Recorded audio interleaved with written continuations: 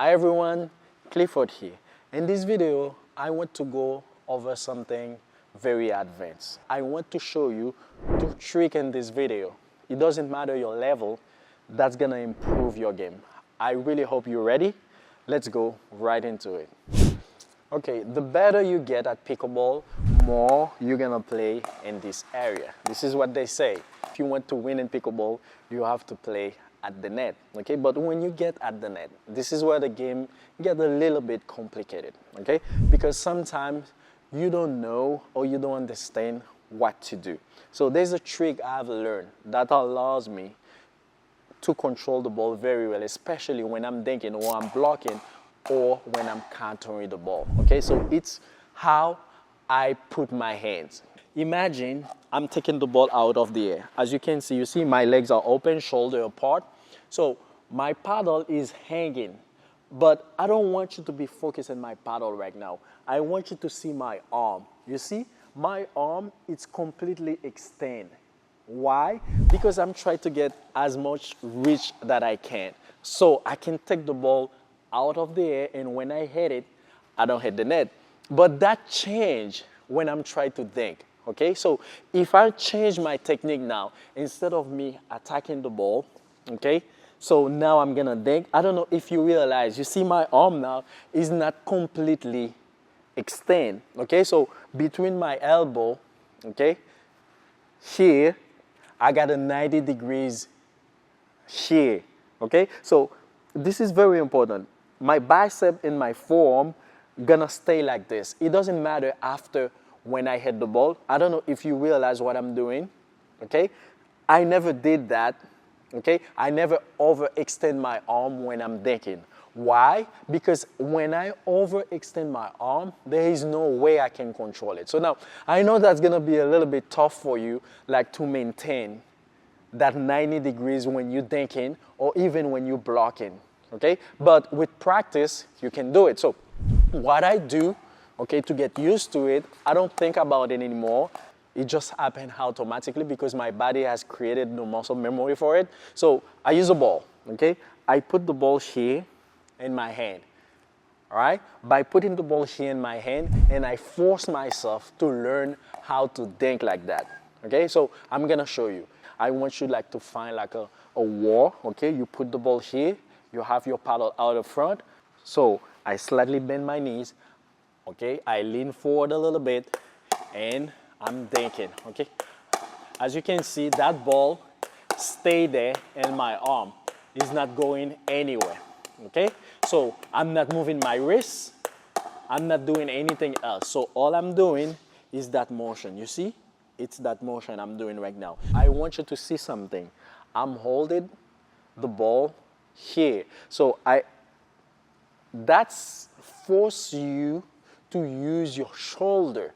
This is what we don't do when we play in pickleball, okay? Most of the time we try to use our wrist, but we don't use our shoulder enough. Especially when you're dinking, your shoulder is gonna be your best friend because it's not gonna give you too much power. That's gonna allow you to control the ball. This is why when you're dinking, when you're using your shoulder instead of your wrist, you're not gonna pop up the ball. You can maintain one speed, okay? And you can maintain one height. The next trick I want to go over, it's volleys, okay? Especially when you're trying to hit the ball or when they drive the ball at you. Very important. I want you to pay attention to this, okay? So one of the mistakes I see a lot, it's players, when the ball is coming at them or when they want to volleys, they move their body, okay? Or they turn their body to hit the ball, okay? So when you're at the net, a ball is coming fast at you, I want you to stay square, okay? You don't turn your body, okay? You're gonna have what we call short and compact swing, okay? Which means if your paddle is out in front of you like this, if the ball is coming to your right, okay, you don't need to turn your body to hit the ball like this, okay? So all you're gonna do, watch this. From this position, you're gonna open your paddle, you see? That's it. So if you see your paddle is going away from your body, that means you're taking too much backswing, okay? So from here, from that position, you're gonna hit it here. Same thing again. If the ball go to your backhand, you're gonna do this. Okay, so there's something you might not even realize, like the best player they do, okay, is the way they hold the paddle. Let's say they have like a continental grip, okay? So in my case, this is very important. When I'm in my neutral position, this is how I call it, I have the continental grip, I have that grip. But very important, when I'm ready to hit the ball to my forehand, let's say if the ball is coming to my forehand, you see, I just did something you might not even realize that. So you see, if I want to hit the ball to my forehand, so if I get closer, you see, now, you see how I just switch my grip? So it's not a continental anymore, okay?